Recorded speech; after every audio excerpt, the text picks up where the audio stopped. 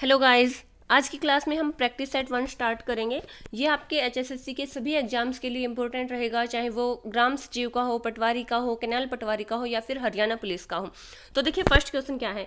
अनुसूचित जाति और अनुसूचित जनजाति नियम 1995 की निम्नलिखित में से किस धारा के अंतर्गत वार्षिक रिपोर्ट के लिए सामग्री का उपबंध किया गया है। तो कौन सी धारा के अंतर्गत किया गया है? धारा 18 के अंतर्गत किया गया है। हमारे कॉन्स्टिट्यूशन का जो सेक्शन 18 है उसमें इसका वर्णन मिलता है। भारत के सर्वोच्च न्यायालय ने किस वर्ष में न्यायाधीशों की नियुक्ति के लिए कोलेजियम व्यवस्था को अपनाया? सबसे पहले देखिए कोलेजियम व्यवस्था होता क्या है। कोलेजियम व्यवस्था में 3 मेंबर होते हैं, 3 न्यायाधीश होते हैं सुप्रीम कोर्ट की। वो जो है वरिष्ठतम होते हैं, यानी कि सबसे ज़्यादा एज के सबसे ऊंची पोस्ट पर जो न्यायाधीश होते हैं। जैसे कि आप सबको पता है कि जो न्यायाधीश होते हैं वो एक उनमें से चीफ जस्टिस होता है, बाकी क्या होते हैं? जस्टिस होते हैं।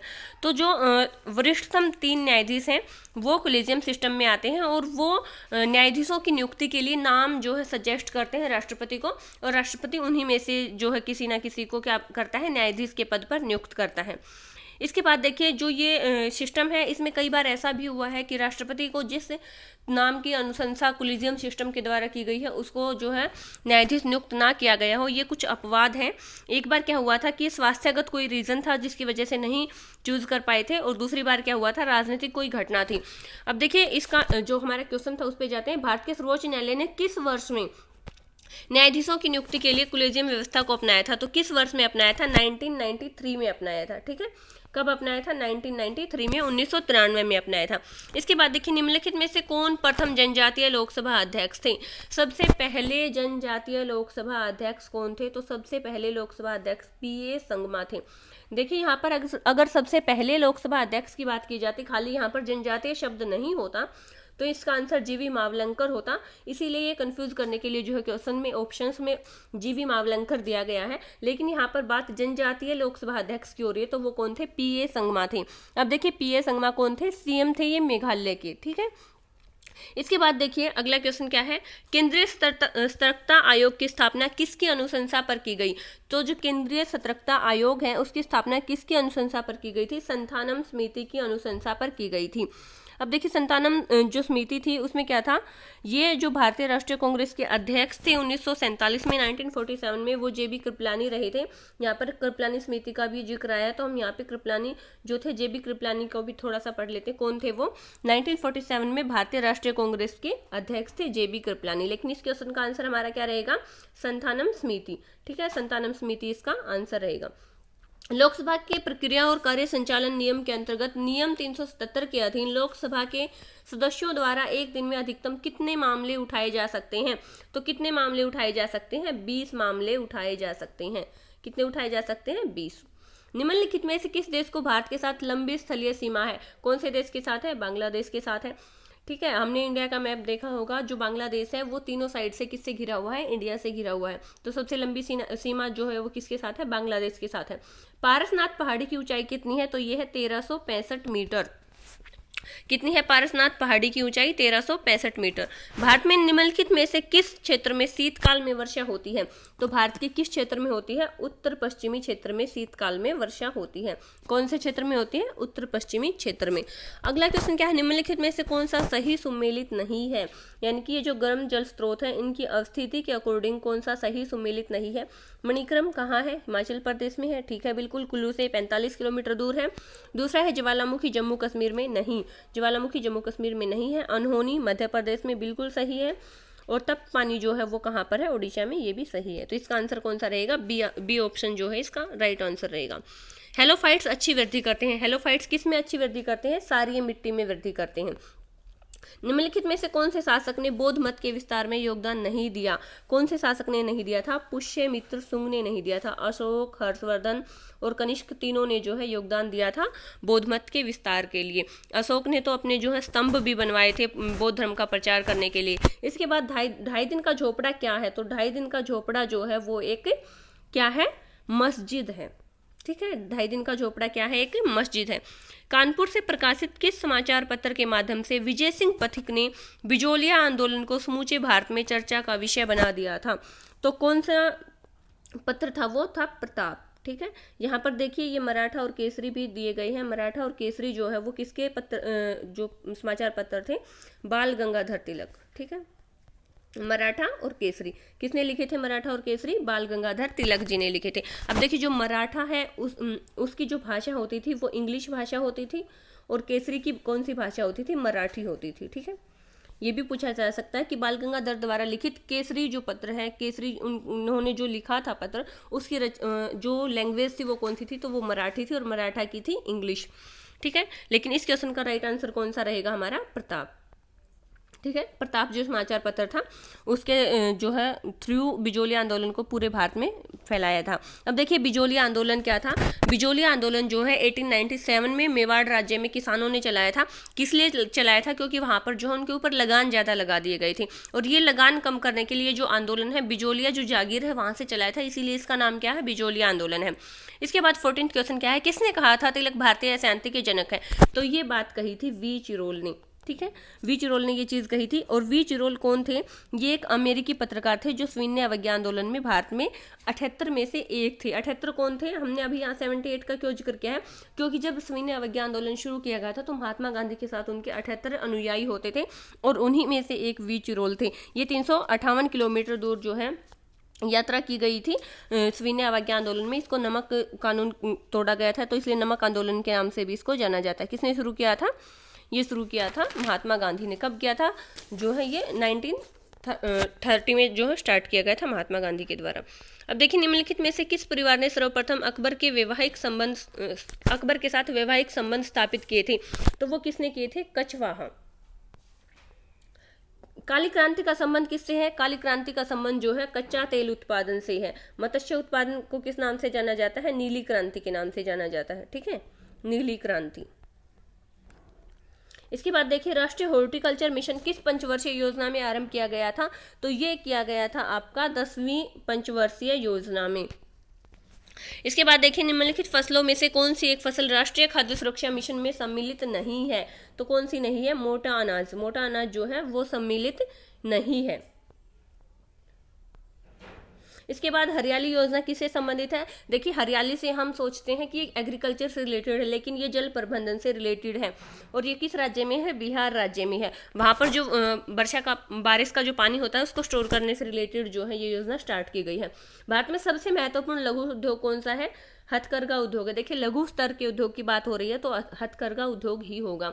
जो उद्योग होते हैं कई स्तर के होते हैं, लघु स्तर के होते हैं, जो है बड़े पैमाने के उद्योग भी होते हैं। बड़े पैमाने के उद्योग कौन से होते हैं? जिसमें बड़े लेवल पर काम किया जाता है, ज़्यादा पैसों का इन्वेस्टमेंट करके जो है ज़्यादा प्रोडक्शन किया जाता है।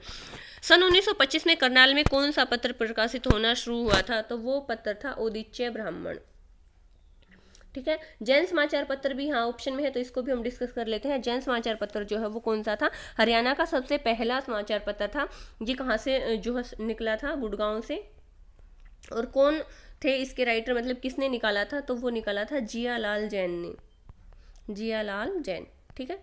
तो हरियाणा का सबसे पहला समाचार पत्र कौन सा था? जैन समाचार पत्र। किसने निकाला था? जियालाल जैन ने। कहाँ से निकला था? गुड़गांव से निकला था। लेकिन इस क्वेश्चन का आंसर क्या है? सन 1925 में करनाल में कौन सा पत्र जो प्रकाशित होना शुरू हुआ था? वो था उदीच्य ब्राह्मण। गजल गायिका जोहराबाई का संबंध हरियाणा के किस जिले से है? तो गजल गायिका जोहराबाई का संबंध हरियाणा के अंबाला जिले से। ये हाँ से क्वेश्चन ऐसे भी पूछा जा सकता है कि जोहराबाई का संबंध किस क्षेत्र से है? तो वो एक गजल गायिका है। वीर घटोत्कच फिल्म जो है वो कब प्रदर्शित हुई थी? 1974 में हुई थी। यहाँ से ये भी पूछा जा सकता है कि हरियाणवी भाषा की सबसे पहली फिल्म कौन सी थी, या फिर हरियाणवी भाषा की सबसे पहली सफल फिल्म कौन सी थी? तो वो चंद्रावल थी सबसे पहली सफल फिल्म, ठीक है। और जो हरफुल सिंह जाट जुलानी था वो हरियाणा की सबसे पहली फिल्म थी। और इसके अलावा जो लाडो है वो जो है राष्ट्रीय पुरस्कार प्राप्त करने वाली फिल्म थी। इसके बाद देखिए अगला क्वेश्चन क्या है? किस प्रमुख आदिकवि को हरियाणा का माना जाता है? तो कबीर दास को हरियाणा का माना जाता है, कबीर दास को। इसके बाद है स्वच्छ भारत अभियान की शुरुआत कब हुई थी? तो स्वच्छ हरियाणा स्वच्छ भारत मिशन की शुरुआत जो है वो 1 नवंबर 2014 से हुई थी, कब हुई थी? 1 नवंबर 2014 से हुई थी। हरियाणा के किस जिले में सबसे ज्यादा मुख्यमंत्री रहे हैं? भिवानी जिले से रहे हैं। हरियाणा विधानसभा में सर्वप्रथम 1966 में प्रतिपक्ष दल के नेता कौन बने थे? यानी कि जब हरियाणा बना था 1966 में, 1 नवंबर 1966 को हमारा हरियाणा बना था, तो उस टाइम पे हरियाणा के विधानसभा में सबसे पहले प्रतिपक्ष के नेता यानी कि विपक्षी दल के नेता जो थे वो कौन बने थे? वो बने थे श्री प्रताप सिंह दोलता। श्री वीरेंद्र सिंह जो है, ये देखिए यहाँ पर बीडी शर्मा कौन थे? पहले सीएम थे। ठीक है, बीडी शर्मा पहले सीएम थे। हरियाणा के क्षेत्रीय राजनीतिक दल इंडियन नेशनल लोकदल की स्थापना कब हुई थी? तो ये हुई थी अक्टूबर 1996 में, 1966 में हुई थी। देखिए इससे पहले वाला जो ऑप्शन था इसमें एक नाम मिलता है चंद्रावती। तो ये जो श्रीमती चंद्रावती थी ये पहली राज्यपाल बनी थी गोवा की, लेकिन ये हरियाणा में जन्मी थी, इसलिए हमारे लिए इंपॉर्टेंट हो जाती हैं हरियाणा जीके में। तो इसका मतलब क्या है कि अगर ये पूछा जाए हरियाणा में जन्मी पहली राज्यपाल कौन थी, तो वो श्रीमती चंद्रावती थी। हरियाणा की राज्यपाल आज तक कोई भी महिला नहीं बनी है, तो हरियाणा की पहली राज्यपाल नहीं है, ये गोवा की राज्यपाल बनी थी, ये हरियाणा में जन्मी थी। हरियाणा के क्षेत्रीय राजनीतिक दल इंडियन नेशनल लोकदल की स्थापना कब की गई थी? अक्टूबर 1966 में की गई थी। हरियाणा में कितने राष्ट्रीय उद्यान हैं? तो हरियाणा में 2 राष्ट्रीय उद्यान हैं। कौन कौन से हैं? कलेसर राष्ट्रीय उद्यान जो कि यमुनानगर में है, और जो है सुल्तानपुर पक्षी विहार जो कि आपका गुड़गांव में रहेगा। मोरनी हिल्स का प्रमुख वृक्ष कौन सा है? तो मोरनी हिल्स का प्रमुख वृक्ष जो है वो चीड़ का पेड़ है। हरियाणा के जुलोड मैदान को क्या कहते हैं? तो हरियाणा के जुलोड मैदान को बांगर कहते हैं। पृथ्वीराज चौहान का द्वितीय अभिलेख हरियाणा में कौन सी जगह से मिला है? तो वो हांसी से मिला है। देखिए यहाँ ऑप्शन में तराइन है, और हम सभी सोचते हैं कि पृथ्वीराज चौहान का संबंध तराइन से है, क्योंकि तराइन के 2 युद्ध उन्होंने वहां पर लड़े थे, तो हो सकता है ये अभिलेख वहां से मिले, लेकिन ये अभिलेख कहाँ से मिलेगा? हांसी से मिलेगा। इसके बाद अगला क्वेश्चन क्या है? कैथल में रजिया बेगम का कत्ल कब हुआ था? तो कैथल में रजिया बेगम का जो कत्ल हुआ था वो 1240 ईस्वी में हुआ था। देखिए रजिया सुल्तान कौन थी? रजिया सुल्तान जो है पहली महिला मुस्लिम शासिका थी जो दिल्ली की राजगद्दी पर बैठी थी। उससे पहले कोई भी महिला जो है वो राजगद्दी पर नहीं बैठी थी। ये कौन थी? इल्तुतमिश की बेटी थी। इल्तुतमिश जो है एक दास प्लस जो है दामाद होता था उनके साम्राज्य का। इसके बाद देखिए ये कौन से मतलब जो रजिया बेगम है वो उनका मकबरा कहाँ पर है? कैथल में है। ये भी यहाँ से क्लियर हो जाता है। ये कौन थी? भारत की पहली महिला शासिका थी, और इनका जन्म 1205 में हुआ था। और इन्होंने शासन कब से कब तक किया था ये भी पूछा जा सकता है। तो 1236 से 1240 तक, सबसे कम टाइम पीरियड तक जो है ये शासिका रही थी। सिर्फ 4 साल के लिए जो है ये शासिका रही थी। इसके बाद जो है इनकी जो है मृत्यु हो गई थी कैथल में। हरियाणा से संबंध रहता है इनका। कौन सा कस्बा 360 बावड़ियों का कस्बा कहलाता है? तो ये कौन सा है? पिंजौर है। 360 बावड़ियों का कस्बा किसको कहा जाता है? पिंजौर को कहा जाता है। पानीपत को क्या कहा जाता है? बुनकरों का शहर कहा जाता है। ठीक है, क्या कहा जाता है? बुनकरों का शहर। इसके बाद यमुनानगर को क्या कहा जाता है? यमुनानगर को शुगर सिटी के नाम से जाना जाता है। ठीक है, क्या है यमुनानगर? Sugar city. इसके बाद सबसे जो बड़ी शुगर मिल है वो भी कहाँ पर है? यमुनानगर में, सरस्वती शुगर मिल। केंद्र सरकार में बंसीलाल रेल मंत्री के पद पर कब रहे थे? तो वो रहे थे 1985 में। कब रहे थे केंद्रीय उसमें जो बंसीलाल हैं वो कब रहे थे? 1985 में। पलवल में स्थित मंदिर कौन सा है? पलवल में स्थित मंदिर कौन सा है? ये है पंचवटी मंदिर। इसके बाद देखिए अगला क्वेश्चन क्या है? हरियाणवी नृत्य साझा सिर किसकी रचना है? तो ये है रामफल चहल की रचना। कुरुक्षेत्र स्थित सदाचार स्थल किसकी समाधि है? गुलजारी लाल नंदा की समाधि है। एशिया का सबसे बड़ा कैक्टस गार्डन कहाँ पर है? तो एशिया का सबसे बड़ा कैक्टस गार्डन कहाँ पर है? पंचकुला में। इसके बाद बू अली शाह कलंदर का मकबरा कहाँ है? करनाल है। बू अली शाह कलंदर की मजार जो है कई बार पानीपत भी जो है दिखाया जाता है। अगर पानीपत ऑप्शन में नहीं है तो आप करनाल टिक करोगे।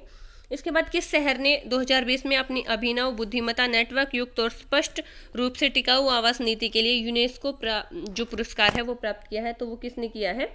वियना ने किया है। आरबीआई ने किस बैंक के बोर्ड में अपने महाप्रबंधन डी.के. कश्यप को नियुक्त किया है? तो वो एचडीएफसी बैंक में किया है। इसके बाद अगला क्वेश्चन क्या है? इसरो ने 2025 में अपना मिशन वीनस शुरू करने की जो है सोची है, तो वो कौन सा देश उसमें पार्टिसिपेट करेगा? तो उसमें रूस पार्टिसिपेट करेगा। ये जो मिशन वीनस है ये 2023 में स्टार्ट हो जाने वाला था, लेकिन इसको पोस्टपोन कर दिया गया है कोरोना की वजह से। तो ये जो सारी चीज़ें हैं इसको जो है हमें डिटेल में पढ़ना चाहिए क्योंकि इंपॉर्टेंट हो जाता है हमारे लिए। अब देखिए इसरो क्या है? इसरो की फुल फॉर्म क्या है? इंडियन स्पेस रिसर्च ऑर्गेनाइजेशन है। इंडिया का जो स्पेस रिसर्च ऑर्गेनाइजेशन है सबसे बड़ा रिसर्च ऑर्गेनाइजेशन है। और इसके अध्यक्ष वर्तमान में कौन है? इसके अध्यक्ष वर्तमान में है के सिवान। ठीक है। के सिवान इसके वर्तमान में अध्यक्ष हैं। और जो जितने भी GSLV और PSLV के द्वारा जितने भी रॉकेट वगैरह जो छोड़े जाते हैं वो कहाँ से छोड़े जाते हैं, तो वो सतीश धवन स्पेस सेंटर से छोड़े जाते हैं। श्रीहरिकोटा आंध्र प्रदेश में है वो, ठीक है। कहाँ पर है? आंध्र प्रदेश में। कौन सा जो सेंटर है? Satish Dhawan space centre. कहाँ पर है? श्रीहरिकोटा में। तो किसने जो है साथ दिया है इंडिया का ये जो मिशन वीनस है इसमें स्टार्ट करने के लिए? रूस ने। International day of victim of enforced disappearance कब मनाया जाता है? तो ये कब मनाया जाता है? 30 अगस्त को। इसके बाद टेनिस में रोजर फेडरर को एक सेट में हराने वाला पहला भारतीय कौन बना है? वो बने हैं सुमित नागल। कौन बना है? सुमित नागल। 17 साल के मनुष्य में दंत सूत्र क्या है? तो यानी कि 17 साल का मनुष्य जो है उसमें दांत कितने होते हैं? 21 या 22। आहार नली में भोजन चालन क्या कहलाता है? जो इसको कहते हैं प्रिस्टेलेसिस। इसके बाद the shape of duodenum. Duodenum की आकृति कैसी होती है? इसकी आकृति होती है सी टाइप से, सी के जैसी होती है। जो इंग्लिश का लेटर होता है सी, उसके जैसी होती है। अमाशय में pH मान क्या होता है? 1.8 होता है। इनमें से किसको आवाज का घर कहा जाता है? तो आवाज का घर किसको कहा जाता है? लैरिंक्स को। मनुष्य के दांत में कितने प्रकार के, मनुष्य के दांत जो है किस प्रकार के होते हैं? तो वो होते हैं थिकोडेंट। आमाशय की आकृति कैसी होती है? जे के जैसी होती है। तो ये हमने जो है पूरा प्रैक्टिस सेट यहाँ पर सोल्व किया है, पूरा डिस्कस किया है। इसके बारे में इसके जितने ऑप्शंस थे उनसे रिलेटेड भी क्वेश्चंस डिस्कस किए हैं हमने यहाँ पर। उम्मीद करती हूँ आप सबके लिए जो है ये हेल्पफुल रहेगा। अगर आपको ये वीडियो अच्छी लगी, प्रैक्टिस सेट आपको अच्छा लगे, तो वीडियो को लाइक और शेयर कर दीजिएगा।